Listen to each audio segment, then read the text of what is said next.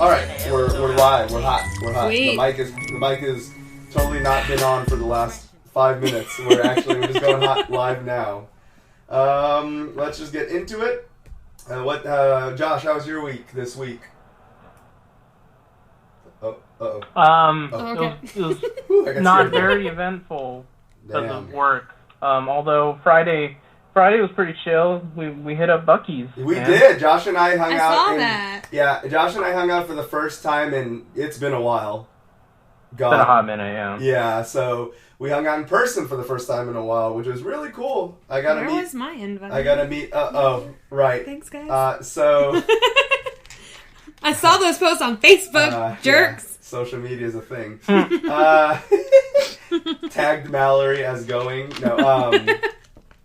I also got to meet Josh's girlfriend for the first time, which was really cool. And you guys do know that I live out towards that area, so thanks, guys. You live here? Yeah. I thought you just come over for the podcast. Oh yeah. Yeah. I thought you just physically manifest for the podcast and then you disappear. Just teleporting and for eternity. shit. No, we definitely should plan something like all together sometime. Yeah. That was just a thing, like a random thing. But that was fun. Buc-ee's is always cool. For those who don't know what Buc-ee's is, John and I talked about it on the podcast before because we talked about it several times because we went there to and from RTX, as you should always do. Or just anytime you see Buc-ee's. Anytime you're going to pass by Buc-ee's and you're going to pass it both ways, it is well worth the effort to go to it. Especially if you need to use the restroom. They have the cleanest restrooms, including sanitizer for the seat. Yeah. And sanitizer for your hands. They clean the bathrooms like every 10 minutes. Yeah, they were like, I know, they were in, it's awesome. It's just... And the food is so good. For those of you who are like, what's the big deal about... I didn't even say what it was yet. I mean, people who heard the past episodes would know, but for those of you who are new to the podcast, which, by the way, we've been getting a lot of new traffic... Okay, I'm going to stop cutting myself off. But anyways, we'll get to that tell us what Buc-ee's is. But Buc-ee's is actually... No, I was joking. Buc-ee's is it's a gas station. No. It's a gas station with a souped-up convenience store. That's the only real way to put it. I mean, it's a true 24/7 because there are some, like Quick Trip and several other gas stations stop their food after a while because it's just not worth it to be making food at a certain hour. Buc-ee's, due to their locations and where they are and how busy they are, they just run food all the time. You can go there, get a hot meal. I got my usual suspects. I got Reuben sandwich with a side of chili cheese fries. That's like my go-to. They didn't have Josh's burritos though, which is funny because we joked about that before going. And then it really happened, and then Josh was a bit sad. Aww. But he got a chicken wrap thing. Yeah, it was like a spicy chicken wrap. So it was like chicken strips wrapped in a tortilla with lettuce and a spicy mango habanero sauce, which wasn't that spicy. Yeah, but you know, wasn't too crazy about it. That's like. I think it was like white people spicy. You know what I mean? Like because it is Buc-ee's, and I wouldn't necessarily say they're like. That's how I imagine they would think it's spicy. It's like level 1 above mayo, so it's spicy. But Undercover Brother. Yeah, exactly. But what else, John? Anything else you want to mention about Buc-ee's that you did?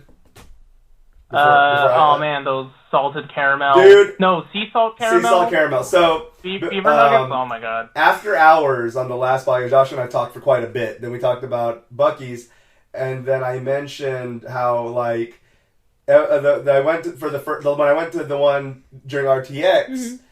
It was the first time I had gone in a few years, and back then they just had just the regular beaver nuggets, which are like corn pops, basically. Bit sweeter, but they're basically corn pops. They added a few new flavors. They have cinnamon sweet, sea salt caramel, and the bold and spicy ones. Okay. And I told Josh I really like these new flavor additions because it changes it up, it adds more variety. But the sea salt caramel ones was my shit.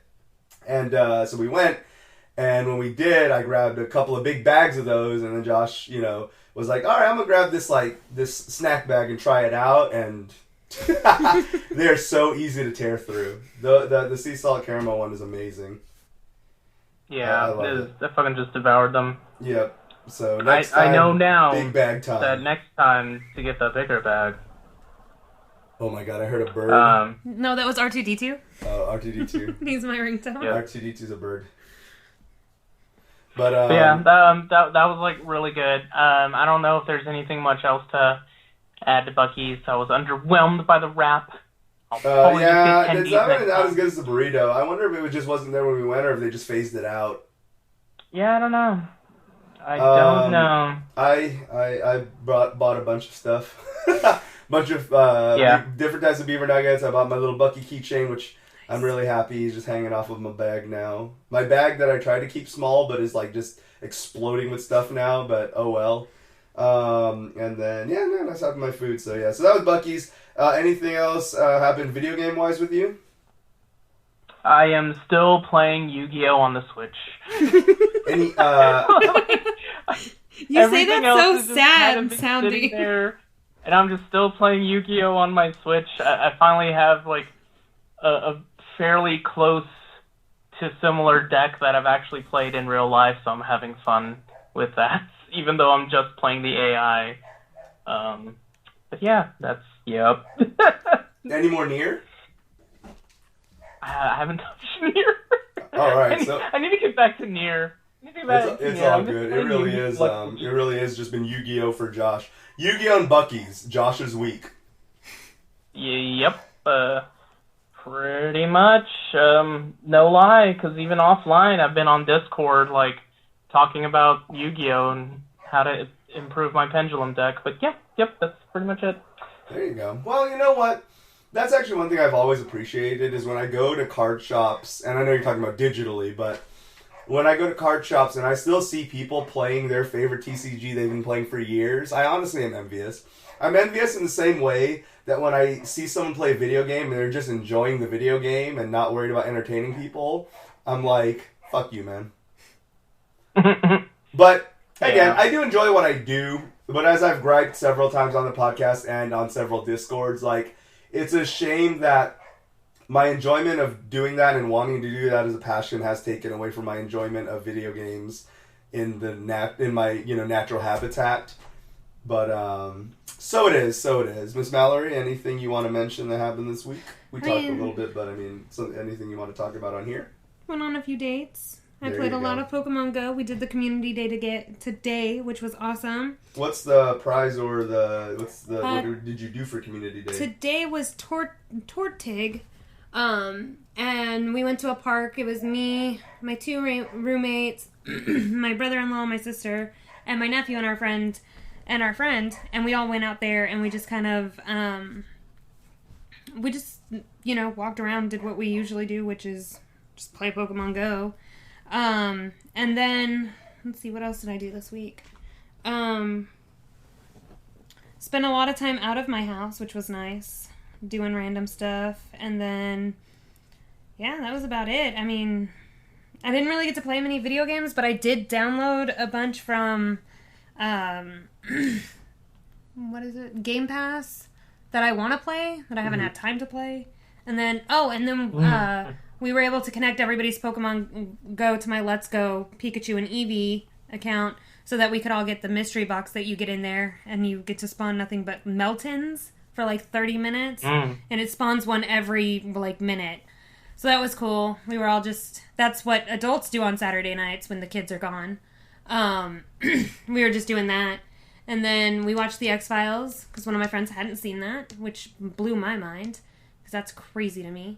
And I just kind of had a chill weekend. Alright, for the record, on the episode I haven't released yet, I made an X-Files reference. I did that before she said that, okay? The episode doesn't come out till Wednesday, awesome. But it ruined... I didn't steal that I just want to put on the record that I made that X-Files joke totally independently. Thank you. Well, it was crazy, because like last weekend we watched a little bit of the X-Files, and my friend Nate was like, dude...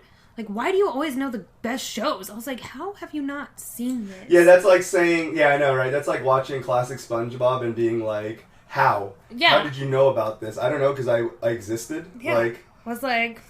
I don't know, it's a thing. You spend a lot of time playing video games and watching TV at the same time. Like, You just kind of find the coolest crap. And so now he's stuck on it, and he's like, I didn't know this was such a big deal. I was like, you're such a little 20-year-old. Like, I'm sorry.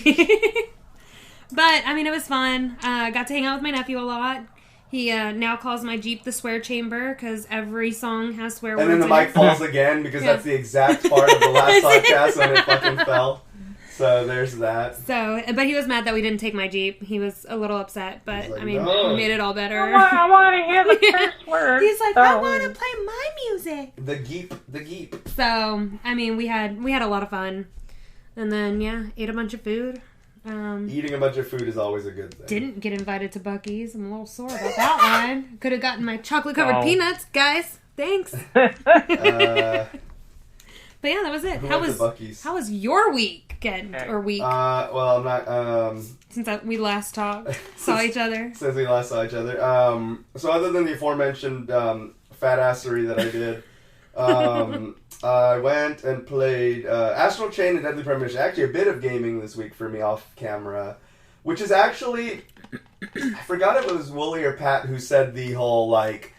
When they plan their LPs and their streams, well, Pat pretty much just streams now. Wooly does mostly streaming, but also has a few pre-recorded series, usually with guests. And they said one of them was talking about it, but then they both kind of agreed it's the best way to do it. Is they have like a one for me, two for you deal where they'll like have a game specifically that they want to enjoy for themselves because.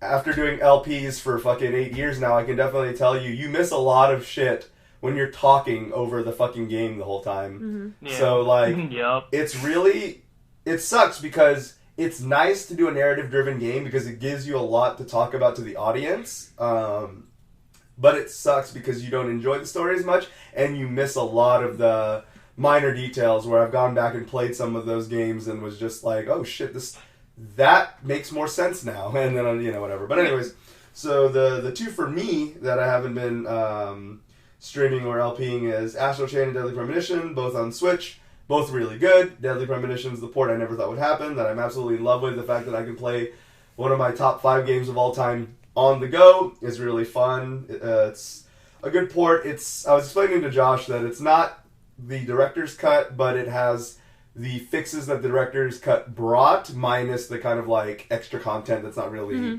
needed per se. So it was really good, and then Astral Chain is awesome. I think I still can't quite put it on this pedestal yet, even though I do own every Platinum game and have played every Platinum game. But what I can say is for the people who are saying it's the best Platinum game so far, it's very possible they're not wrong. I just need a little bit more time with it before I can make such a statement, because it's a big statement considering...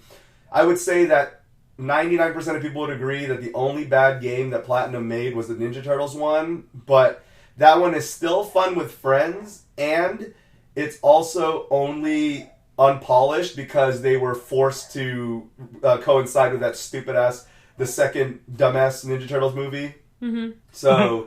That's the only reason it was unpolished, is because Platinum didn't get to take the time that they normally take to put into stuff. So for a rushed product, it's fine, but the average person would probably say that's their worst game easily. Mm-hmm. So Astral Chain being dubbed their best game, we'll see. Also, shouts out to Hideki Kamiya, who was one of the main directors at Platinum, who was recently put in the Guinness Book of World Records for some obscure-ass Japanese game that he loves that he set like the high score to. So he is like the record of it now. So he was very proud of his plaque that he was posting with the other night. So happy for him. Getting in the Book of World Records next to EA being the shittiest company on earth is good stuff. Good stuff.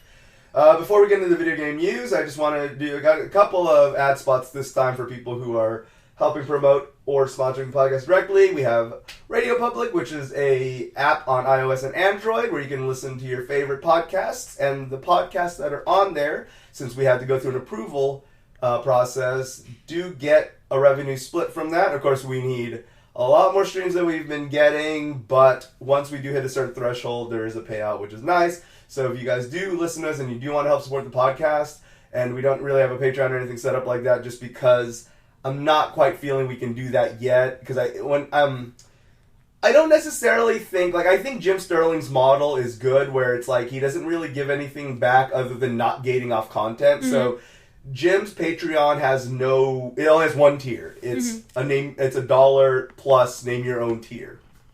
But because he doesn't give you any prizes other than the content, he doesn't gate off any content. Now, with the exception of he does have a podcast exclusive, Patreon exclusive podcast episode he puts out every month, I believe, where it's more State of Sterling, where he just tries to keep you up to date. So it's not necessarily info that's just gated there, but you kind of get a first peek behind the curtain or ask him questions directly that he will answer on there. And that he does keep to the Patreon audience. But he basically doesn't go like, he's like, share this, I don't give a shit, give it out if you want. Mm-hmm. It's just that this is what I give you guys directly. But the rest of it, he's like, that's why I don't put ad rolls on my YouTube shit, because I don't want people having to suffer through shitty ads, because I'm being paid on here already. And then I don't have anything exclusive per se to give you, like a fucking signed photo or whatever, people do as their tiers, as their reward tiers. So, good stuff. So again, Radio Public on iOS and Android. And then our other sponsor that's been helping advertise the podcast and my YouTube channel, so thanks for sponsoring both, is the K-pop nights at Thirsty Camel. So the next one is going to be on September 28th at the Thirsty Camel, which I would give out the address, but I also don't know if that's doxing technically. But you guys, if you guys are in town, you can Google the Thirsty Camel. $7 cover for minors. Usually it's an 18 plus event only, but they're going to let minors in this time. So $7 for minors, 21 plus is free, and again, that's going to be on September 28th. So please check them out. They are big supporters. My good friend I've made from that over the years of attending and supporting it. DJ Benhito is the one who has been helping push us for no charge. So I'll scratch his back since he scratches ours, and we'll get that going on there. And what time does it start? It's from 9 p.m. until 2 a.m. Okay. And that's going to be on September 28th. Thank you for bringing that up. I'm adding it to my calendar. There you go. I'll be there, so if anyone wants to meet me or otherwise, hopefully nothing malicious, I will be there. So there you go. I have a big bodyguard named Sancho that always meets me there, so there you go. Okay, let's get into the video game news. Oh, wait, one more thing. Sky Blue, the rapper, the man under Mega Ran's label that does our theme song, is doing his West Coast tour with Mega Ran right now, and that tour is going very well. Again, make sure to check him out on Bandcamp, SoundCloud, Spotify, wherever. SkyBlew. And he's a very awesome rapper, mixing hip-hop and jazz in a very cool way. He may not be the only one who does that, but his style and delivery of it is fantastic. So again, good friend of the podcast, so please check him out as well. He's very generous to work with us on getting us a song that we could use for the podcast. So very cool of him. I honestly didn't know he was going to agree to it. I just said the worst he can say is no. And he was absolutely amazing about it. Gave me full reign and access to talk to him about what do you want, and talked about all those details. So very cool guy. Make sure to check him and Mega Ran out. They're on tour right now. So there's that. Going into the games news, Discord Nitro, which I've been a user of for 2 years, a little over 2 years now, is getting rid of their video game service. So there's two tiers right now. There's the $4.99 tier, which is just Discord Nitro, where you support Discord, which I want to do. I'm active in many Discords, so you can use your emotes inter-server instead of just having them locked to the server that you're on. It's why I have a DJ Khaled emote server and a few other ones that I made. And so you can do that all you want for $4.99. The $10 tier gives you access to their library of games, which had some decent titles like Inside, Hob, Celeste, Battle Chef Brigade, a lot of cool, good titles. But they are nixing that part of the upper tier service because even though they're free and part of that $10 tier, most people did not convert to the $10 tier regardless of that, and then even people on the $10 tier seldom played games on their platform. They still played through Steam because, well, let's face it, Steam is just the DRM of choice. I mean, I still played on Steam. I love DRM the idea of DRM free actually should sound more appealing to me, so I do own some stuff on good old games, but a majority of my stuff I still keep to Steam just for convenience. It's just what it is. And because people aren't really using them, it's not really worth. I'm sure they're paying some sort of licensing to these developers. Yeah. It's just not worth it to them, so they're killing off that service and said that they'll likely still have a higher echelon tier, but the perks that will be part of that tier are to be announced in the future. They're trying to brew up some stuff to make it worth $10 still, but it seems like the people using the service, the free games are not what people are looking for. So you have until October 15th to enjoy the games that are on there, and after that, no more. So they'll be making an announcement, I'm sure, around that time, explaining if, how, and why you should keep supporting it on the $10 tier. But I've been doing the $4.99 tier for a while now, and I would say that's absolutely worth it. If anything, just to throw them a bone. The way I see it is the inner server emote thing's really fun. So, and you can also get an animated display photo and all that stuff. So, little stuff. And I like supporting platforms like that because fuck Skype or anything else. Oh, I'm sorry, Skype. We're using it right now. So, yeah, there's that. I mean, Josh, do you use any of the upper Discord tiers, or you just use basic Discord? I actually am a subscriber to Discord Nitro, but I did not get the $10 tier. Okay, yeah. See, no one really did, It's just, there was just not enough incentive. Yeah. Because I had the original tier before the premium one existed, so they upgraded to me it for free, but even before, that was supposed to expire in January, but now that's just going to get rid of it in October when they get rid of everything. But It's a shame. It's kind of interesting to think about it, that even games, great indie games for free is still not incentive for some people. That's crazy to think. Yeah, that is. But I'm glad that they're making a realistic company decision and just being like, fuck it, then let's try to think of something you guys do want. So that's good. I mean, that's cool, That's good. though.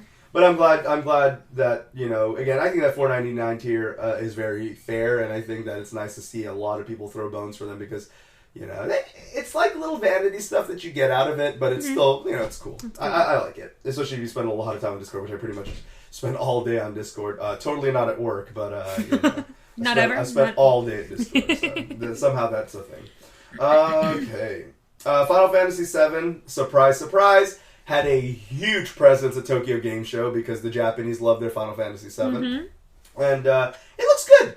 They showed off the squat minigame. So they showed off Cloud doing the old squats. So, a lot of people were wondering, well, how much of this stuff's being cut out? Well, as I explained on one of the previous episodes a few months ago, from how they described it now, it doesn't seem like they're going to cut out much, which is why it's going to be an expensive-ass game because each chapter is going to be $60. Yeah. But it really does seem like they're giving you, Chapter 1's pretty much just going to be Midgar. The one dropping in March is going to be just Midgar, and it's going to be, a full $60 AAA game's worth of content. And I'm talking, a real AAA title, not, Anthem. And have actual video game content. And it seems like they're going to go in there, probably have creepy stuff like Don Corneo. And then also have the cool stuff like the squat game that everyone was worried about being cut out. Now, the thing that's a little weird is there's that part when you're doing the squat game around the bros that are suggested to be a little, shady. Yeah. And then there's that weird part where you kind of pass out and they make, weird comments about, maybe they were taking care of you, maybe they were doing something else. We don't know. It's a little ambiguous when it was blacked out what happened. Now, whether that's still going to be in there, we'll see. But it'll be interesting to see cross-dressing Pretty Cloud be really good graphic. That'll be interesting to see how they make him look. They got to be... It's really the only reason to buy the game. Pretty much. But they really will have to be very careful because that's going to be very sensitive how they deal with the portrayal of Cloud because... I forgot what it was recently. Oh, we were on the Jimquisition podcast, Laura K. Dale and Jim, because I think Gav is out for a while, so they've been having guests on there. But they were talking about replaying Deadly Premonition on the Switch. And there's a bit of a spoiler, so I'm going to keep it vague. But there is a trans character on there, and handled like you'd imagine a game from 2001 would have handled it. Okay. Plus a Japanese guy who's not really exposed to that kind of culture. Now, Swery has grown up a lot since, and he made Swery did a game a year or two ago called The Story of J.J. Macfield. It has a really long title, but it's a really good one that is an awesome... It's hard to explain what the game is, but it is worth picking up. It's kind of like a puzzle platformer, but the main story is a very well-written, loved by the LGBTQ plus community. Yeah, LGBTQ plus, yeah. About, that's very admired by them, and they absolutely applauded the 180 swear he has done since Deadly Premonition in his trans representation. So, my whole point being is Final Fantasy... Now, because in the previous Final Fantasy, it was handled very, mockingly. Mm-hmm. And although Cloud isn't necessarily a true trans person, I still feel how they handle it and show it, whether it's done as a gag or whatever, is going to be very important. Yeah. To how they handle that. So, it'll be interesting to see. I mean, there is a part, let's not forget, in Final Fantasy VII when you're running up the flight of stairs in the Shinra building, and then Tifa calls Barrett, tells him to stop being retarded. Mm-hmm. So, there's probably a few tweaks that are going to be made in the scripting, but so it is. But, it looks good. Like I said, I may not be a big FF7 mark, but it does look fantastic enough, and I did replay FF7 enough recently that I am excited to get to it. So, we'll see. I'm excited for it. Borderlands 3 has since dropped since I was going to deliver this news, but I don't believe, on the last episode, I think the busted review copy news came out like the day after we recorded the podcast, I want to say, so I don't believe we talked about it on the episode, but Borderlands 3 is out now as of time of recording, but also before it came out,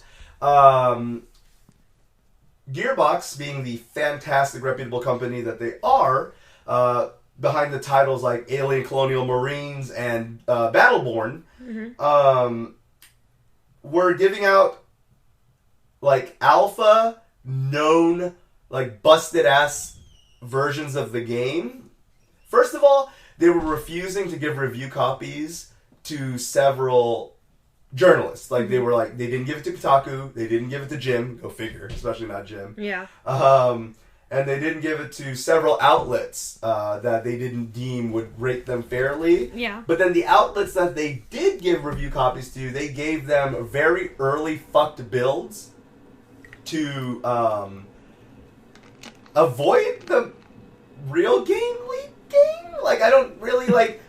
Yeah. It was some weird, damage control type of thing, if you could even call it that. Yeah, but ironically, it ended up causing more damage because then people were reporting, wow, this alpha build is fucked. Ooh. People were reporting crashing issues, people were reporting graphical, unpolishedness, as it would be natural in an alpha build. Mm-hmm. Just all sorts of, you can tell the build is a year plus old, and it's just when you send out review copies, they are supposed to be... They're going to be judged off that. Mm-hmm. Metacritic judge scores are usually almost entirely done, unless they don't do review copies, are done off the review copies, which means you give them the final damn product. It can be a blocked off version. It can be a, here's the first 6 hours version. But typically, you give out a kind of a marked version of the full game, essentially. Well, how would they review it if they gave them a busted-ass game? Yeah, exactly. So, as you can imagine, that just kind of seems like they're setting themselves up for failure. Because pretty much, they're just saying, the finished product will be better, we promise. Yeah, exactly. So, they were basically promising the journalists they did give it to that the final product would be fixed and that's only fucked because they are giving them old copies. Oh, okay. Yeah. Which is really dumb. That's look, I shit in your cereal. Still, that's like shooting yourself in the foot at that point, though. Mm-hmm. It kind of is, because some people were a little deterred by that. Yeah. So, the Metacritic score, as of reporting today, is mixed between user and critic. The current critic score on Metacritic is an 82 out of 100 as of today, which is the 15th of September. Mm-hmm. The game's been out for a few days, about 4 days now, I want to say, maybe a week now. So. And... it has an 82 out of 100. We'll see where it goes from there. Lots of reviews still aren't in. I don't know if they counted Jim's score yet, and so on and so forth. He doesn't give numbered scores anymore, but I think sometimes for Metacritic, he can submit one since he is considered a professional critic. And the user score as of today, September 15th, is 49 out of 100.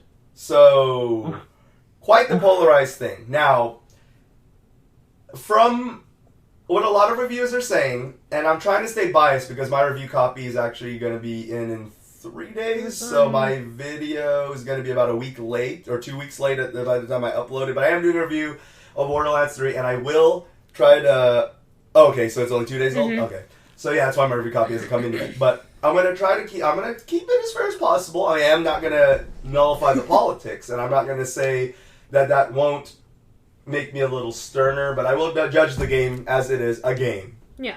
And Jim tried to do that. And he did for the most part. And Kotaku had a very similar opinion, which is, it's more Borderlands. It's fine. More Borderlands. I like Borderlands. And that's basically what they said. They said, if you thought it was funny then, it'll still be funny. If you didn't think it was funny then, this isn't going to change your mind. If you're a fan of looter shooters, you'll like this one. If you're not a fan of looter shooters, you're not going to like this one. It's not changing the game. It's not this revolutionary thing that really biased critics are giving it. Yeah. But it's fine. Yeah. That seems to be the general opinion of it, which I'm sure it will be. I said that several times. When I was on Discord going through tirades of why Gearbox as a company are shitheads, I didn't ever once say that the game was going to be bad. I said I boycott the game and that I'm not going to pay for it. Yeah. And I also said that people shouldn't buy it, but I did say several times, I'm sure objectively the game will be fine. Yeah. That's what I said. I have tons of that shit on social media where I have said that, reiterated that several times. That seems to be the case. We'll see. I mean, I have friends who are playing it right now, and they say that it's Borderlands. It's exactly what you should have expected the whole time, because it's just Borderlands. Exactly. It's fun. Mm-hmm.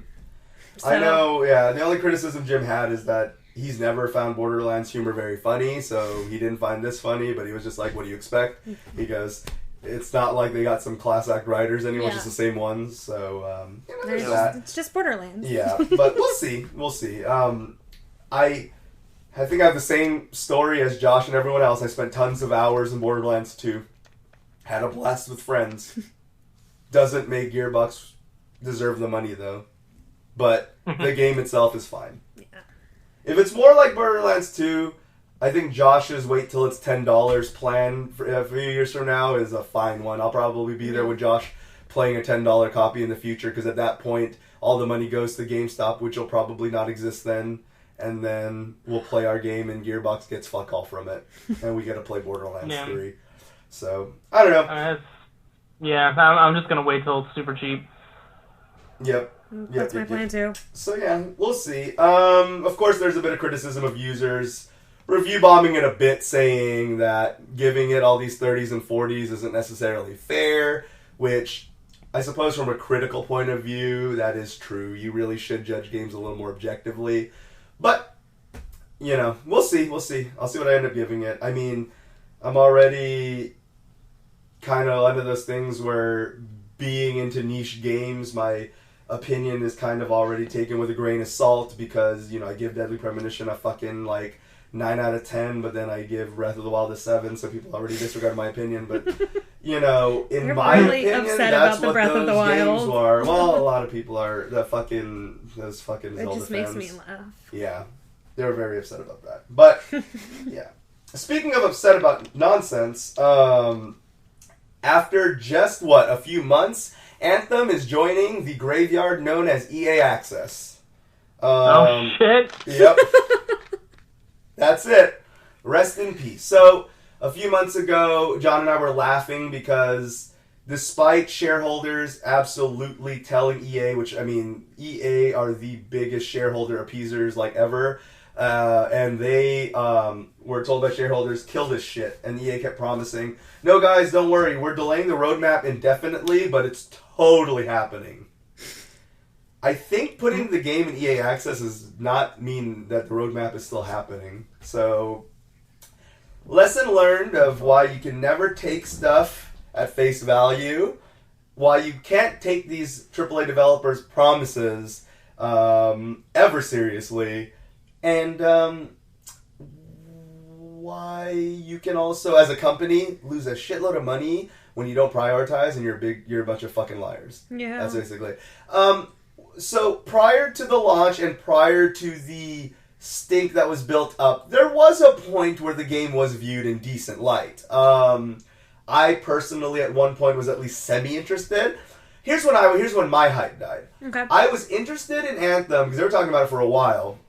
I was interested in it until one of the BioWare guys said, about a couple years ago now, yeah, so turns out gamers, the average gamer, don't give a fuck about story. So even though we're known for writing rich RPG stories, we're gonna, not focus so much on that and make more of a, shoot-bang experience, which we have no experience in doing at all. And I was just like, what? It's a weird You're gonna appease idiots? What? It was weird. And then that's when my hype died. To the people that didn't make your company prolific. Exactly. So that is when my hype for it personally died. Now, my anecdote out of the way. Were you guys ever honestly excited for Anthem at any point? And where did your interest or hype kind of wane? What about you, Josh, first?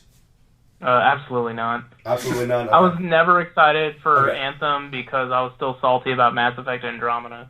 Fair enough. That's pretty much. Reason. So when I found out that an Anthem was shortly announced, after Mass Effect Andromeda flopped, my reaction was pretty much, well, this better be a damn good game as an excuse as to why Andromeda was so bad.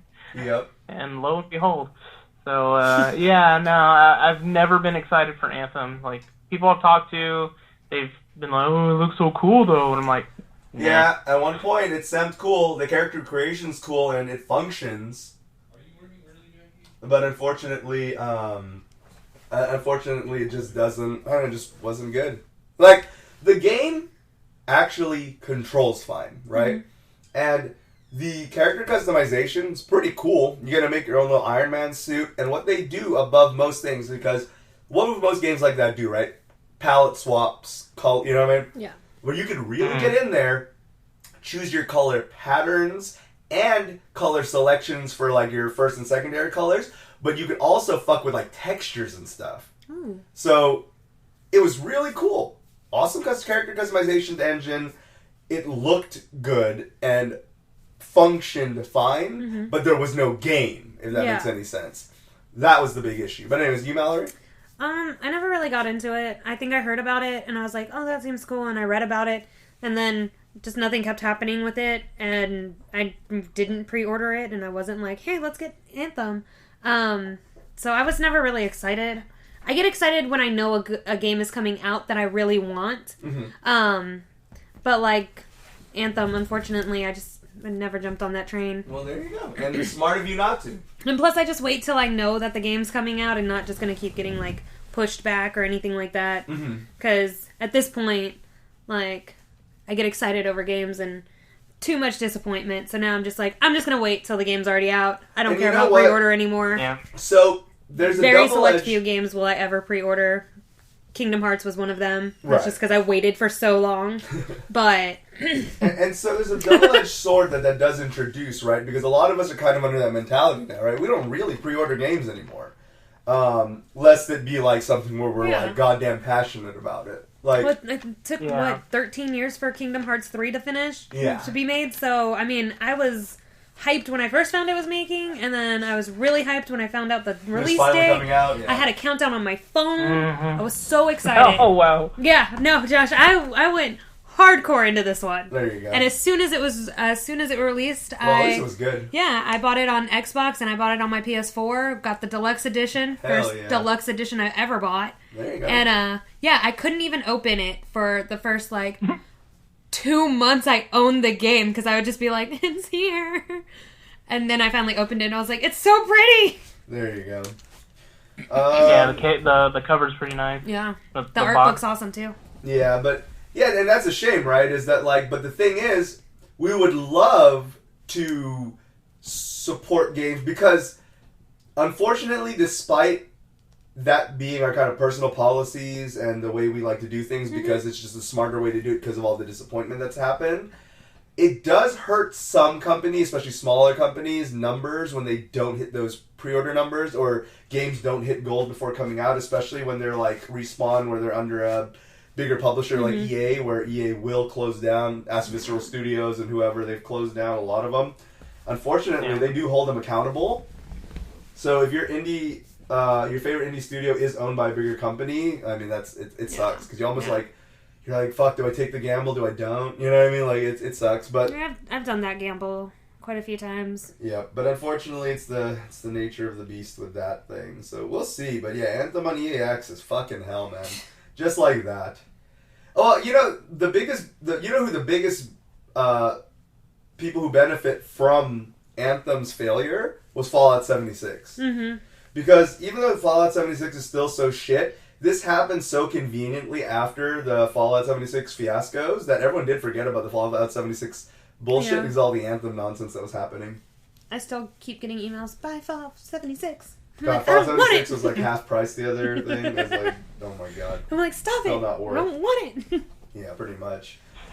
New Resident Evil game coming out. Not a proper sequel, but Project Resistance coming out. So it's a very vague, fully animated pre-rendered trailer.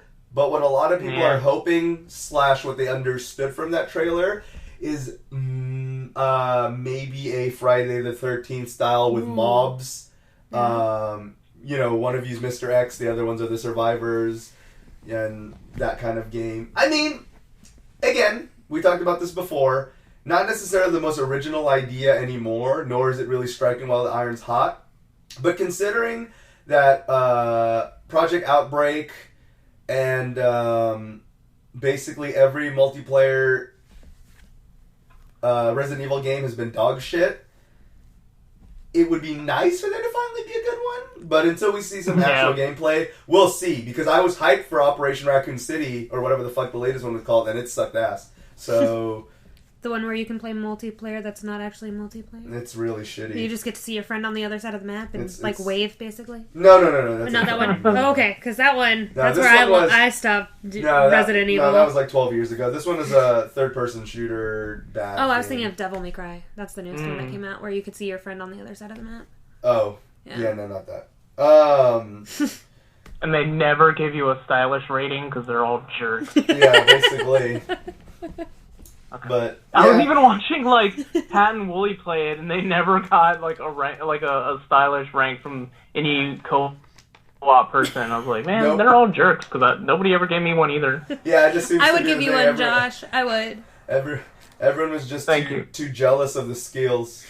But be like, you deserve this. Now, Josh, I don't know how deep you are into as a Resident Evil fan in general, but if it ends up being a pretty decent Friday the 13th style clone game that's Resident Evil universe with the monsters, lickers, Mr. X, so on and so forth, would that be something you'd consider playing with friends if it turns out it's actually pretty decent, or do you really not have any interest in those kind of games? I mean, I would probably check it out. I definitely wouldn't want it to be exactly like Friday the 13th or Dead by Daylight, but when I was watching the trailer, one vibe I kind of got was that it would be like a co-op, but one person... Because it seems like one person is essentially like a dungeon master almost.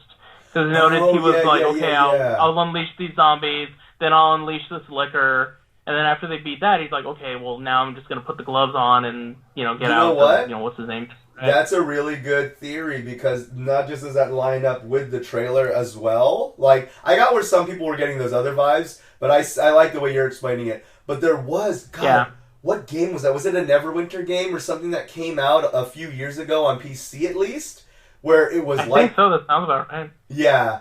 Where that was the case. Yeah, one of you, it was like a live campaign going on, but it's a video game style where one of you played as the DM and you called the shots in real time while the other people played through the dungeon. And Josh, actually that to me would be even more hype. That would be cool. Yeah, I would be way more excited if that's the kind of game it was. God, I hope you're right. We'll see. If it's that type of game, I think we should stream that. Oh yeah, that would be a lot of fun to do. But yeah, so there's that. Josh, you want to talk about Guilty Gear a little bit? About the trailer? It looks beautiful. I love so it. Good. I can't wait. Everyone else should stop doing... If you're not Arksys, stop doing anime games. Because, honestly, for example, like, I always shit on all those shitty Arena, Naruto Shippuden style games because they're not good.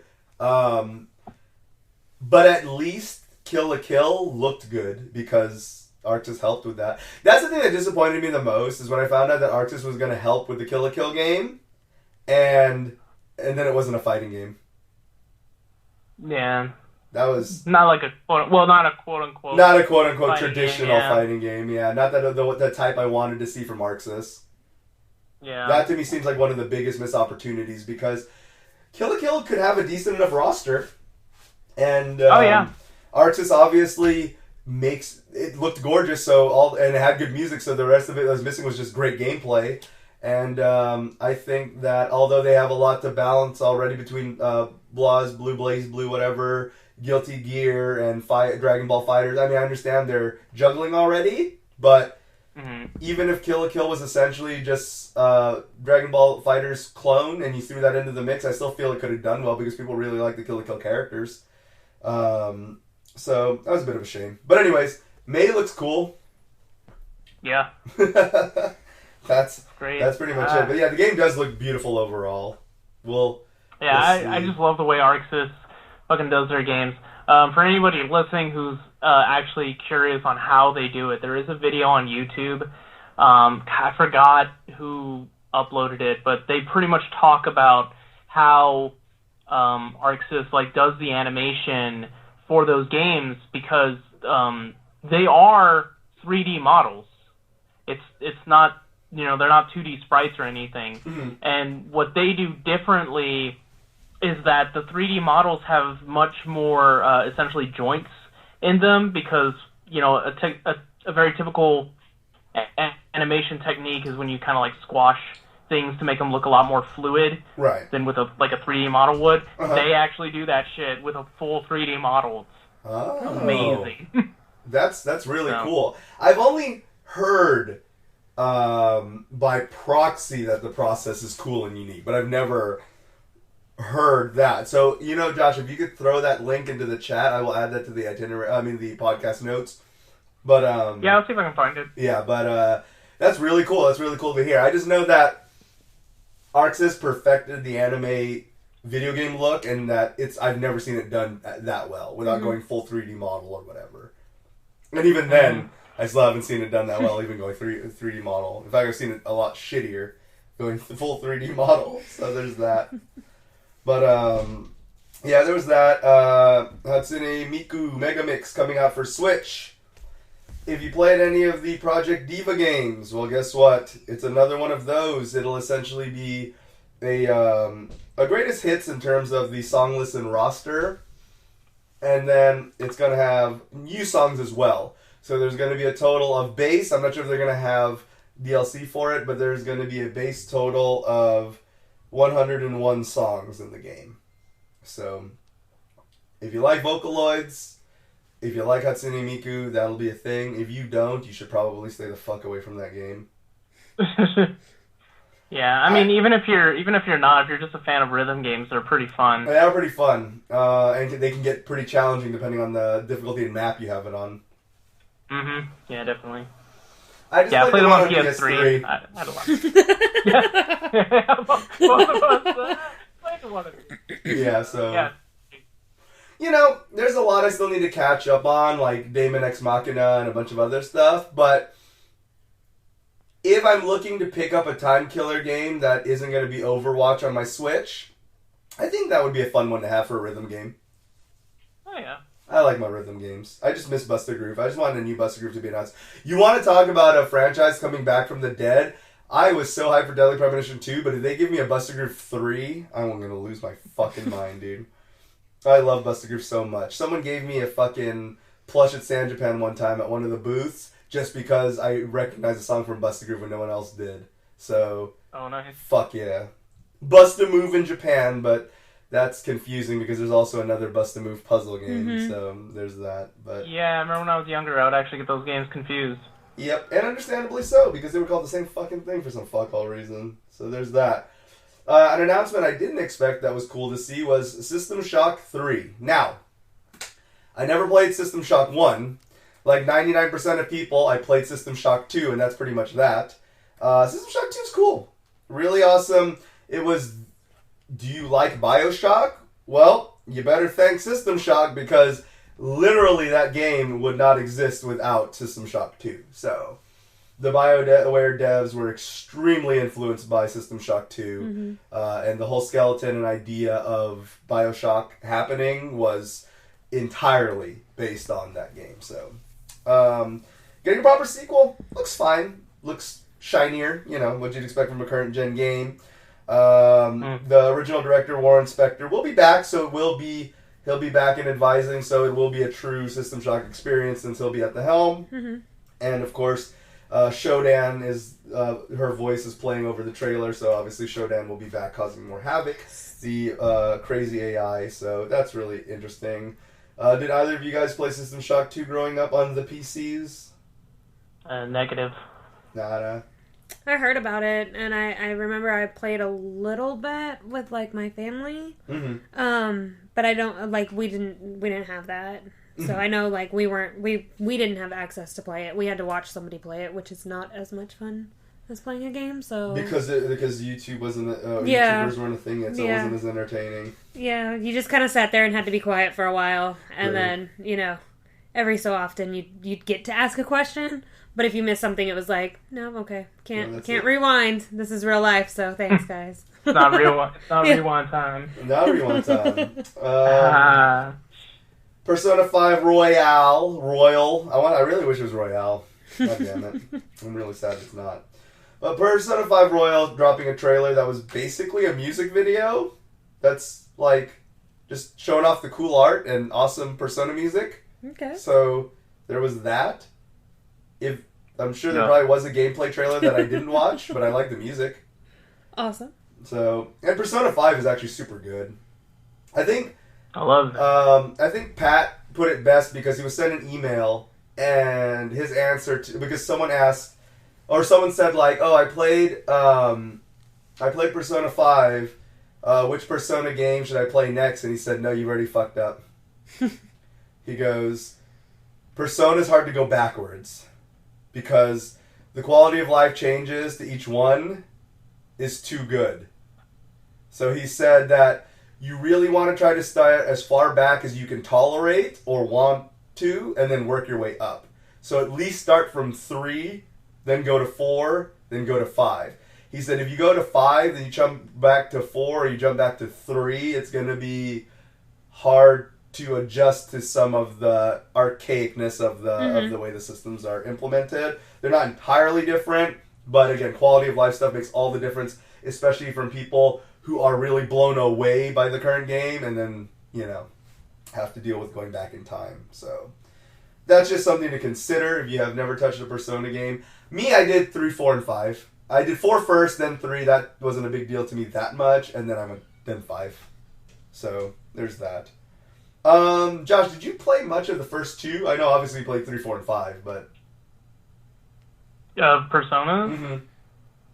Not the first 2, no. I think I have one of them on PS3, but I never got around to playing it. Yeah, I bought them, and then I never touched them. Yeah, they're just kind of there. I mean, my first experience was Persona 3 Fez. Hell FES. Yeah. But that's the one where you can choose either or, right? Great. Yeah, so that one was fun. I know some people kind of didn't like it because you could only control the actions of the the protagonist and not your teammates. Right. Which led to a whole bunch of memes. But I never really had a problem. It was fun. I think it was actually the very first Shin Megami Tensei game that I ever touched. I have played Persona 4, have not gotten around to beating it. And then, I played 5 and finished that one. So it's fun. So I'm excited for Royale. Those games are so good.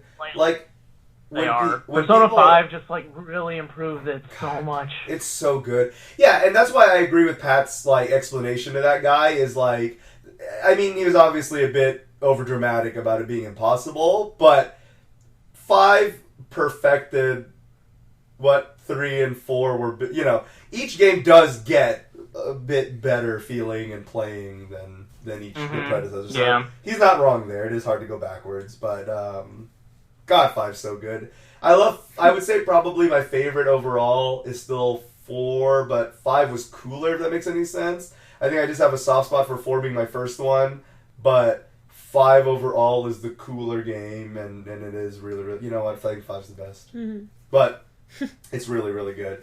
So I'm excited. I'm excited to play more Persona, and that's always going to be fun, and we'll see where it goes from there, because they're going to have cool remixes and original songs, and it's going to be really, really good time. What I always tell people is, you don't know what Persona is, just listen to some of the music and that may interest you enough. Mm-hmm. Because it's really that good.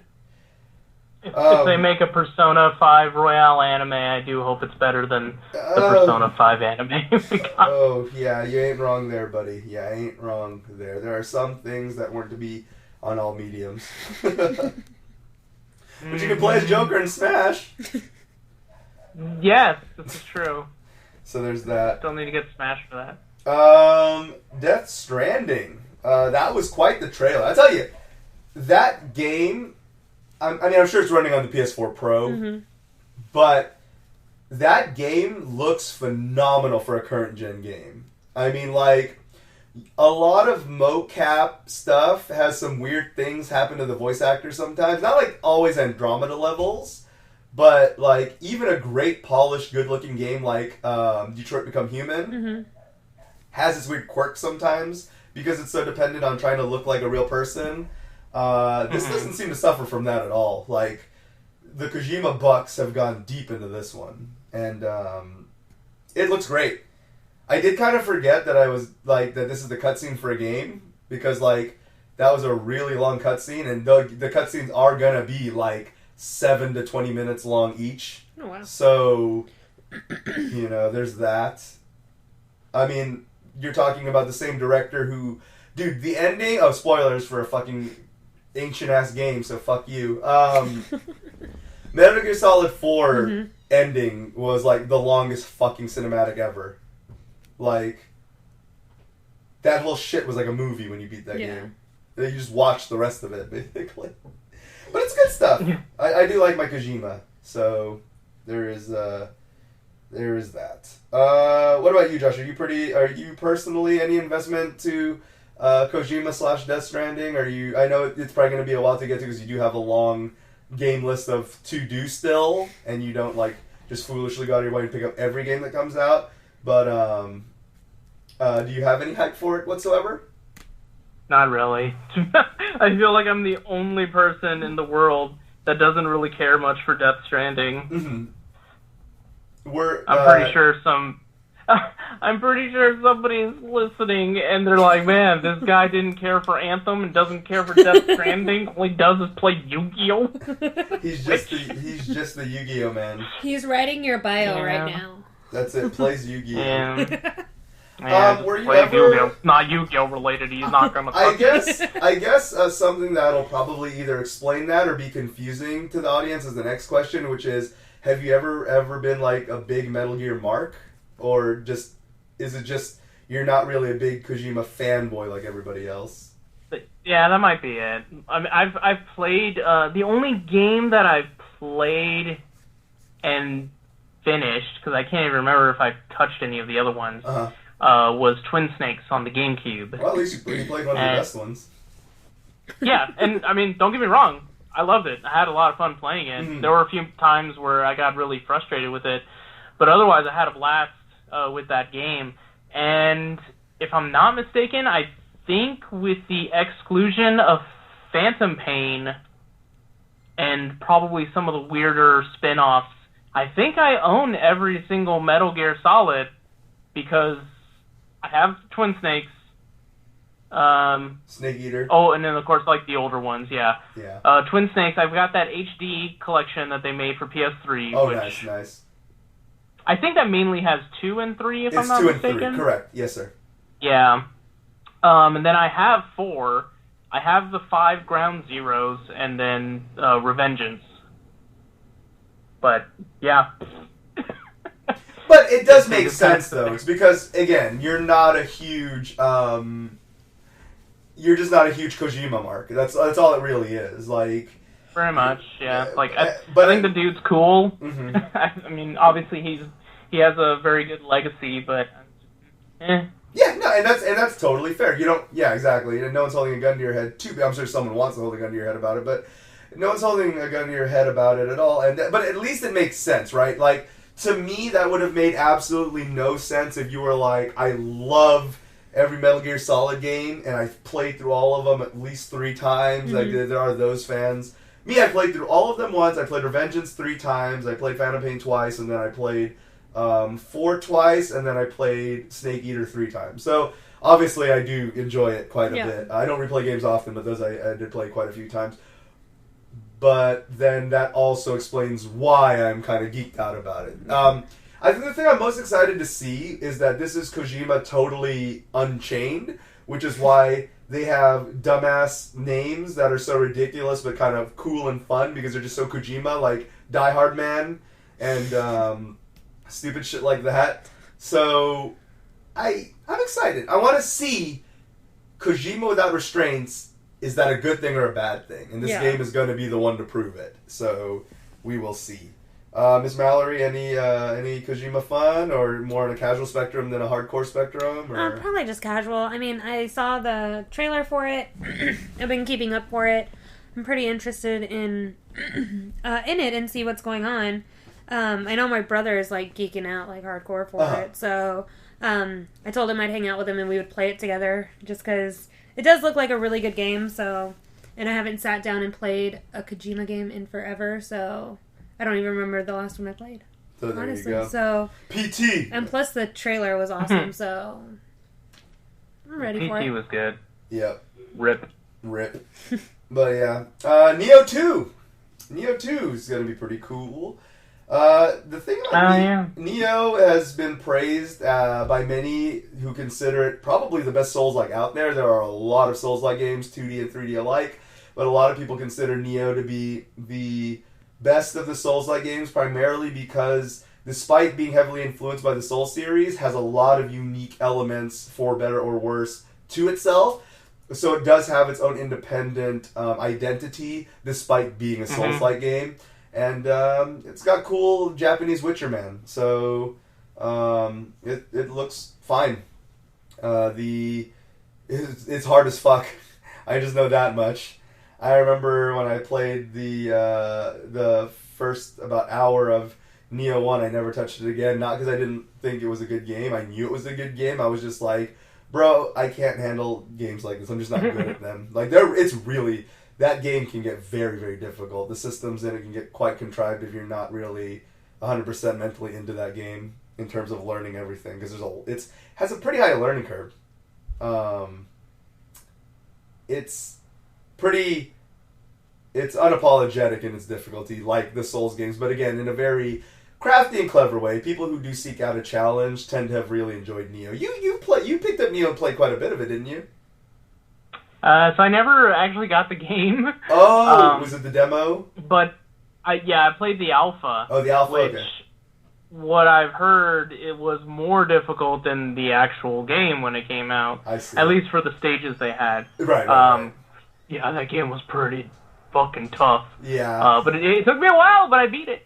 I beat the alpha. And I heard that one of the things that Team Ninja and Koei Tecmo, whatever the fuck, Koei Tecmo, what they do really well with that game is apparently they listen to fan feedback like a motherfucker with that game. I think they realize the fact that their direct competition, whether they like it or not, is Dark Souls. So they're always like, okay, but people are here to play Neo, so what do the Neo fans want? And apparently they look at those forums and they have implemented almost every reasonable and majority rules request in that game, and that's why people did enjoy the game so much. It was constantly updated and constantly patched to the taste of the players. So. Yeah, because I remember the armor, a lot of the weapons and armor broke super fast. Yeah. And I think that was one of the first things that they changed, if I'm not mistaken. Correct. Yep, they did. That was one of the biggest gripes in the initial game. And that is when they did get praised for reacting, because there are a lot of games that would have been like, well, them's the bricks. That's just it. Like, I remember one of the biggest criticisms that critics would have, whether they gave it a lowly 7 out of 10 like Jim Sterling, or even the ones who were giving it a 9 out of 10, was people complaining about the weapon durability in Breath of the Wild not being that great of a system either. Mm-hmm. So, even in a highly praised game like Breath of the Wild, the weapon durability seems to be a very fickle thing. I'm personally in Camp Sterling, where I'm just not a fan of it. I just don't think there's any place in it unless you're playing a goddamn, like, sim. Mm-hmm. It's hard to entice people with weapon durability without it becoming more of a chore than fun. In most games. So, at least, just be like Reaper. Just throw it away. If your shotguns are done, throw them away. Fuck them. Even though they're like edgelord ghost shotguns. But there's that. Gungrave, Gore. Gungrave has always been one of the funniest series, where I'm not even sure if it's any good, but I love it so much because it's so stupid. Like, it just loves throwing in English for no reason. It, like, oh my god. I remember when fucking, Matt and Wooly was actually one of the original times I fucking was always laughing at it, but, like, some of the original Gungrave, like, the original Gungrave anime is just ridiculous. And, this trailer, with all it's just basically a big anime cutscene, essentially, really, it really does keep, like, the stupidity of it is also kind of like the game's charm, in that it's unapologetically anime. Whether or not you like that, it's like, I don't know, they just love giving, the thing I loved about the original one was just giving fucking some of the main characters English names that the Japanese voice actors couldn't even fucking pronounce, and it was just the funniest mess ever. But I don't know, I mean, once I see the actual gameplay, it should be cool, but it's interesting to see Gungrave is such an obscure pull for a game to be made that I'm like, okay, sure, Gungrave, alright. But, did you ever spend much time watching or playing any of the Gungrave games, Josh? Absolutely not. Nada? You, Mallory? Nope. Alright, so that was Gungrave. That was Gungrave, yeah. I have no idea what to think about that trailer. I remember, like, I guess Step Cousin is a thing. I don't know. I once watched him play the first one, and it looked stupid. It is really stupid. Yeah. I heard that first game was, like, really, really bad. It's pretty bad, yeah. It's still probably better than the Berserk game, but it's really bad.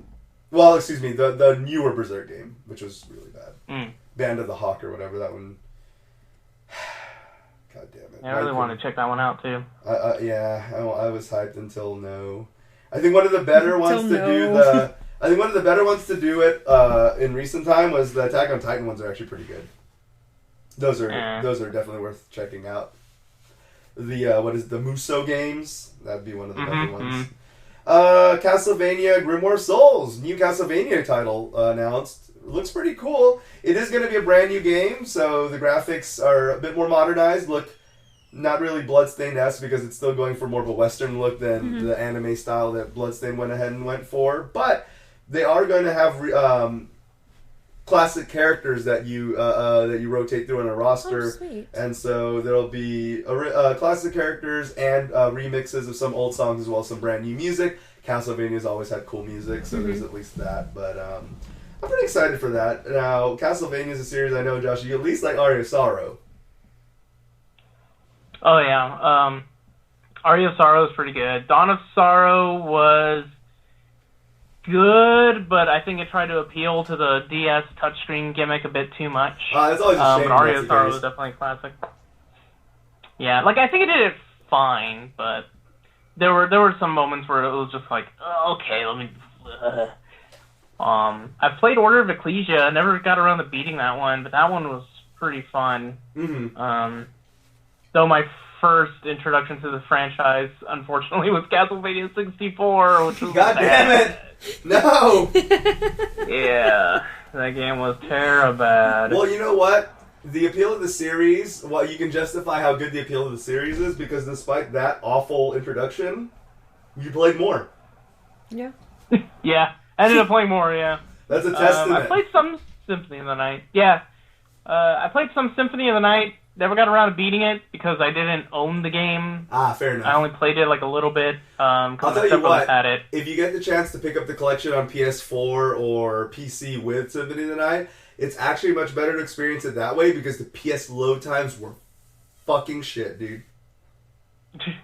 Yeah. Like, for that game in particular. I know it's an older console, so PS1 load times in general weren't great compared to now, obviously. Mm-hmm. I mean, like, for that game in particular, the load times were very bad. Like, your main incentive for not dying... it was when you died. Yeah, exactly. Your main incentive not to die was not for the challenge, not to not die, it was so you don't load.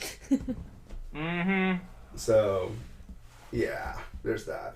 But yeah, no, it looks pretty cool. I'm excited for that. Yakuza 7 showed the story trailer, and of course already has subtitles, so it shows that the localization's well on its way.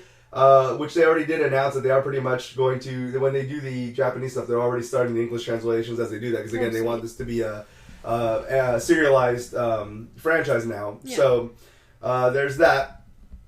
It's not necessarily the most unique story. It's more Yakuza story. Mm-hmm. Yakuza nobleman does deed to be noble, goes to jail for a long time because of it to protect his senpai, gets out of jail, realizes he was screwed, goes to get revenge. I mean, that's basically the story of literally every Yakuza game. Mm-hmm. Yeah. But it still looks cool, and especially because it's at least a new protagonist. Mm-hmm. I love Kiryu, don't get me wrong, but it is refreshing to kind of gonna see Ichi's take, especially because Ichiban is more of a nerd than Kiryu. So his obsession again with Dragon Quest being the explanation for why it's an RPG and everything. It'll be very curious to see his character's like development, maybe the new side quests that types and mini games they'll give you that are perhaps unique to him, as opposed to either Kiryu or what's his face from fucking Akiyama or oh my god, Judgment Man. Oh no! Well, whatever Judgment Man was called, I forgot his name. But yeah, it'll be interesting to see how they differentiate Ichi from them, because if there's one thing that they do though, their protagonists when they do change them out are pretty unique. Mm-hmm. So it'll be really cool to see and learn more about Ichi. But aside that, you can see the trailer, get at least a grasp for what's going on there, and check that out. I really, really want to play that game so bad, just because I want to see how they handle the RPG style combat that was originally an April Fool's joke. I've been watching gameplay on Yakuza. Hell yeah! To try to get it, just get into it. Mm-hmm. Since I don't have time to play right now, but no, I'm excited for that one. There you go. And finally on the docket, unless there's something else at TGS that was announced that you guys want to talk about. I didn't get to watch much. Okay. So, Josh, any announcements? Because you showed me the main. You were the one who actually gave me the main news. Anything else that was announced that I didn't get to that you'd like to talk about, or is that pretty much? Talked about Guilty Gear. Yep, I figured that about. Basically right. And then finally, Final Fantasy Chronicles Remastered has been announced. Originally a 2003 GameCube game that had the most convoluted bullshit with cables that you needed to ever play with your other friends. Cuts that nonsense out of the way. That is one thing I like about some of these older multiplayer games being re-released is being able to trade without trade cables. Yes, that's nostalgic, but it was a pain in the ass. Being able to play multiplayer without landing it up and being all that bullshit. Yeah. Yep. It's coming out on January 23rd, 2020, at least in Japan. I don't know if it's going to be an international release right away, but it will be coming to the States as well. Updated graphics. It is still the same game, but it will have online multiplayer and will have crossplay between Switch, iOS, Android, and yes, even the ever-stubborn PlayStation 4. So it's nice to see this starting to become a trend. With the Divinity 2 port for Switch, your PC and Switch saves are cloud and cross-save. So I could be playing on my PC, which is where I prefer to play Divinity, but when I'm on the go, I can continue my Divinity game on Switch, which is the first title for Switch to do that.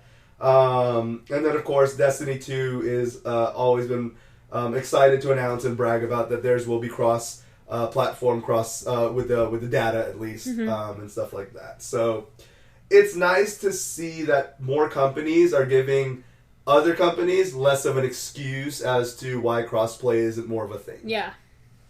Because I'm a firm believer that you should be able to get your platform of choice without being pressured into what the rest of your friends are getting. Yeah. Some people, believe it or not, folks, some people out there do prefer Xbox over PlayStation. I know. But that's a thing, because guess what? What I always tell people is, look how many units are still moving for Xbox. There's clearly an audience. They may not be in your circle of friends. They may not really exist. But units are moving, and because of that, I don't think the Xbox is going anywhere soon, per se. I think that a lot of these moves that Microsoft is doing, like how when you buy most Xbox One first-party titles, you get the PC and Xbox copies now, I think that's just secure-proofing for the franchise's sake, where even if the Xbox eventually does start gouging money and eat shit, they can still have Gears and Halo on PC. That's clearly what it's about. But I still don't think that they're in the danger that other people are kind of like fantasizing that Xbox is in, where they're just like, oh, they're probably not even going to be the next gen. No, they're totally going to be the next gen. Because if there's one thing that they do right, and it's what I always tell people, is Xbox may not have games, but when it comes to the R&D and the tech side of things, they've always been the forefathers in terms of like PlayStation Network's whole janky-ass bad netcoding version is just an inferior version of Xbox Live. And because of that, they do have a lot to thank Xbox for that, because the original multiplayer for PS2 sucked. So bad. No. Let's never have multiplayer like that ever again, please. Those horror stories. Remember the multi-tap? Oh, God. Yeah, so if anything is benefited from Xbox being in the literal game of things, it is the tech side. Because Xbox has had some pretty dope innovations, and the other consoles have done nothing but benefit from that at the very least. Yeah, I've always been an Xbox person, so... And that's the thing. So that, and I'm happy to hear that, because again, even if you're not, your tech is benefiting from Xbox's research, because they are usually the forefathers and ahead of the game in a lot of that tech stuff, so there's that. But yeah, it'll be pretty cool though, so I'm excited for that. Alright guys, the final topic today is thankfully not going to be as dark of one that we covered on the last two. Gosh. It's going to be a very lighthearted one. But if you do want to get into the conversation, and you do want to hit it up, you can get us at disconnectedcastmail@gmail.com. Once again, that's disconnectedcastmail@gmail.com. And the final topic is going to be a little bit, we're just going to go around, take turns on this. What is one of, if it's not number one, just because it's too pressure to just say the one, what is one of, or the number one best game, your favorite game of all time that you're never going to play again? Ooh, okay. Because, let's face it, we love a lot of these games, but I ain't fucking playing through X, whatever, ever again. I'm not playing through that shit again, right? I'm going to give my example last, just because my thinking of this was the whole thing that started the topic, so I don't want to just, like, give away, like, oh, well, it's only because you want to, whatever, but... Yeah. You guys need time to think. Josh, you got one in mind of a game that you just absolutely love, but you're probably never going to boot up / beat again? Oh man, I can't even think of one. I'm pretty sure one exists. Jeez. Because you're probably going to play Final Fantasy VIII again. Yeah, no. It's not that one. Yeah, so it's not that. Legend of Dragoon? I'm just trying to give out some examples of ones that I consider that I love but not going to play again, but that's not my main one. It is a bit difficult to go back to that one, because you have to, like, dig out a PS1 for that game. Or PS3. Well, if you get the one that can... Wait, I thought only certain models could play PS1 games. PSN. Or did they make it so you can buy it off the PSN shop? They have it. That's where I bought it from. Oh, okay, that's pretty dope. Yeah. Didn't know that. Yep. I just still have my regular copies. Nice. Oh, man. Shoot. I know there's one out there, because everyone loves a bunch of games. Yeah. We all love these classic games that we will praise to the heavens about. Like, this is in my top 10 games list. All right, when are you going to do your next full playthrough of it? Fuck off. I think I got mine. Right. Okay, go ahead. Okay. What's yours? So mine would be the Aladdin game from... was it any... It was Super Nintendo? It was probably that weird cross-tread where a lot of games, Disney games especially, like Lion King, Aladdin, and all that came out on SNES and Sega, but the versions were very different. Yeah, it wasn't on Sega, but yeah, it was the Aladdin game, because I remember me and my sisters all were so excited to play this game. Like, super excited. Mm-hmm. And we were playing it and playing it and playing it, but we couldn't beat that one part where you're on carpet trying to get out of the cave, and we kept dying, and we put this game away and wouldn't play it for months because we were so frustrated. Yeah.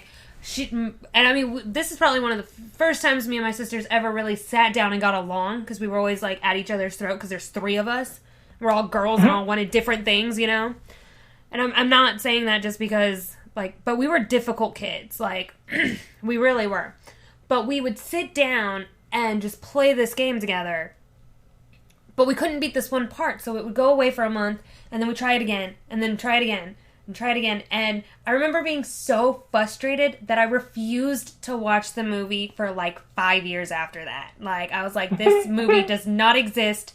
This game doesn't exist. I mean, I loved playing it, and now I might be able to play it, but I still think about it, and I'm like, man, F that game. I hate it so much. I think I'm worse at those games now than I was back then. Yeah, I'm never gonna play Aladdin on NES or whatever. But you did like it. I did like it, but I'm never gonna play that game again. Okay, so that's an example of one that you never even beat, but you loved it. No, we beat it finally, but I remember thinking I'm never going to play this game again in my entire life. And now at 28, I still don't think I'm gonna do it. That's one way it fits the category perfectly. So there's that.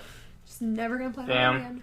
Kind of going off of that, I wouldn't say this is a top 10 game that I love or whatever, but it is a game that I did enjoy playing back in the day, and that was Jurassic Park on the Super Nintendo. Oh, man. There you go. And my cousin and I literally spent an entire day playing that game, and we were so close to finishing it. We got the power restored, we got the stupid boat and helicopter to show up, but you can't beat the game unless you collect all, I forgot if it was 99 or 100 raptor eggs. That's stupid. We were missing 1 or 2, and that's fucked up. We were just getting so frustrated, searching the whole island all over again. That is fucked up game design. Damn stupid ass eggs, and I've never touched the game since. There you go. I've never touched that fucking game since that day. That counts. All right, for me, it's gonna be not quite those exact reasons, because those are difficulty reasons. My example is gotta be Okami. Now. I own Okami 8 times on 8 different consoles, and I am never going to ever go through that whole game again. I always buy every port of it when it comes out, PS3, PS4, the original one, and then Switch. And then was it Xbox also? I think Xbox One. I think on Xbox One digital it's on there. And then so PS3, PS4, Xbox. Anyways, point being is that I own it a lot of times, but I maybe go through the first couple of chapters and then I just stop. And I'm like, I beat this game once all the way through and it was a magical journey. I own Amaterasu plushes out the butt. Yeah, it's on Xbox. Yeah. I own so many copies of the game because I want people to know that Platinum was the best company Capcom ever lost. And then I also have an Amaterasu pin on my bag. And I love Amaterasu's character in general. But I'm never going to go through that whole game ever again. Mm-hmm. Because it was a good game when I played it all the way through the one time. I think everyone on Earth should play it through all the way, at least once. But that's all I'm going to ever do. So for me, that is one of those games that I will buy over and over and over and over. You make an iteration of that game, you put that shit on Android, even iOS, and I don't have an iPhone, I'll buy it for iOS just to be like, got Okami on that also. Because Okami was a good game when I beat it the one time originally. Yeah. So, I did like, when they dropped HD on PS3, I did like a 50% run, and that was probably the most I did since then. But now, like for example on Switch, I'm like 15% through, and I'm just like, oh, that's enough of that. I'm going to play something else. And it's not even because it's bad, it's just like, I've seen it so much already. It's like I love, like when Snakes on a Plane first came out, right? Because that's a very good parallel. When Snakes on a Plane first came out, I saw that movie in theaters 12 times. And then I bought it on Blu-ray and watched it another 4 times. I don't know if I ever want to ever fucking watch that movie ever again. Unless it's with... I remember those days. The hype was very real. The hype was the hype was very real. God, I had hundreds of dollars of Snakes on a Plane merch. I had Snakes on a Plane chain. I had all these shirts. I had the pen. I had, my God, I had everything. I had a problem is what I had. But I loved it. But unless I'm watching with someone who's just never happened to see Snakes on a Plane, I'm probably never going to watch it ever again. Because I do enjoy it every time I do. It got to the point where I saw it so many times, and I knew every scene that was happening. It felt like a 30-minute movie because of how, like, I expected everything. The guy's going to do this. This person's going to get stepped on. That person's going to get bit in the eye. Like, There's going to be snakes in a plane.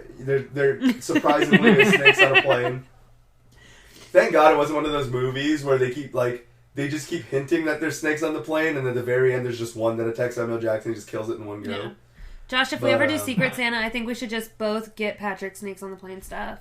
Just letting you know. I have my Blu-ray copy right there. We can watch it right now. But the only thing I will say is that one of the funniest things from Snakes on a Plane, other than all the good fun I had from it, was when I saw it on TV. I saw it on FX, I think it was. Yeah. I was actually just thinking about the edited line. Yeah, it was so good. And he goes, I've had it with... And it's like clearly not even his voice anymore. It's first Samuel Jackson. He goes, I've had it with these... And then the voice just changes. Monkey fighting snakes on this Monday to Friday plane. And ever since I heard that line, I said, what the fuck is my life? I said, what the fuck is this edit, dude? Because another really good one was Die Hard. Yep. When he goes, Yippee-ki-yay, my friend. And it's just like... TV edits. I'll never forget that. What was the other one? I think it was in Die Hard 2. There's one in Die Hard 2, but what was the... It was like, see you later, Mr. something. Oh! See you later, Mr. Falcon. Mr. Falcon, yeah. Mr. Falcon. And then the other one that comes to mind that cracks me up was when I was watching, oh God, what cop? It was like a cop movie. It was like the third one. Had Chris Rock in it. Lethal Weapon. Was there a Lethal Weapon with Chris Rock in it? I know there was Rush Hour. Yeah, Rush Hour. That's Chris Tucker. I think like... Oh, right, yeah. I think Lethal Weapon 4 or something had like Chris Rock had like he was like a side character in it. Well, anyways, was that the one with Jet Li too? I think so. It was one of the later ones. All I know is that Chris Rock is having an argument with one of the guys in the police station, and he's supposed to say the N-word, but he goes, "It was a black man," and it was just like the most like did not match his mouth. And I was just like, "Oh, really? Is that what you're saying?" And, some shit like that. I think it's Lethal Weapon 4. And he just goes in the office and he's just arguing with the guy and he goes, "Because it was a black man." And then I'm just like, "That's not what his mouth." Dude, I can see his mouth, man. That is not what he's saying. Come on, bro. Like, almost no one is more animated than him when he says that word, and that's not what he was saying. It was theoretically what he was saying by the context of the bad edit. But, yeah, good times. TV edits are golden. Really, really good. Anytime we need to pick me up, I'm just gonna, like, Is there a TV version? Is there a TV edit of Riccio? Because, I think there should be. They would have to edit so much stuff for that. It wouldn't even be a movie anymore. It would just be the credits. What was It probably would just be the last scene where he punches the wall. You're free now. Josh, which one was you could have done that the whole time? Josh, which one was the one? Yeah, see ya. Oh man. What was the name of that movie? Oh, jeez. It's so bad. Yeah. God damn it. What were the cheesy lines? Like, here's looking at you. Yeah. Oh, like, yeah. Whatever, I don't know. Keep an eye out for you. Yeah. What is that? I need to look that up on. I'm looking that up on. I think was it like worst fight movie ever or something like that? Some fucking shit like that. This is really bad. Yeah, worst fight scene ever from the movie Undefeatable. Undefeatable. Yeah. There we go. That's the one. Yeah, they're just like. That was like a Kung Pao, but it was like actually dead serious. It was not supposed to be funny. Like that was just. I'm watching the scene where he's on the meat hook right now. Oh my god! Yeah, keep an eye out for you. Keep an eye out for you, Stingray. Stingray, there you go. Yeah. That's so bad. Good times. All right, Mr. Josh, where can our lovely audience find you on the internet? On YouTube at ShiroPlay5, Instagram and Twitter at Joshiro Joestar. And Miss Mallory? It is... The correct one, please. Yeah. I just thought about that. I had just looked it up again to make sure. It's Instagram at awesome_Melly. And then, I have Twitter, but it's not... I don't do anything on there. There you go. Sounds like sad. Sounds like a healthy Twitter life, though, honestly. Like, there's no drama on my Twitter, so... And where can we find you? Oh, right. You can I'm find just waiting for you. You can find me, because Josh sent me the 2 golden links right now. You can find me on SlimAsianEntertainment.com at ZD Rocker on most social media. On the social media. On social media. Because I am a seed cadet from Balaam Garden. Final Fantasy VIII Remaster's out now, folks. Make sure to pick it up on your platform of choice for $19.99. You can get it on Green Man Gaming for $16. Anyways. And yeah, you can find all current, past, future, present, something, and other episodes of Disconnected Cast every Monday at 11 a.m. Central Standard Time. And until the next disconnectedcast.com. And until the next episode, we'll see ya.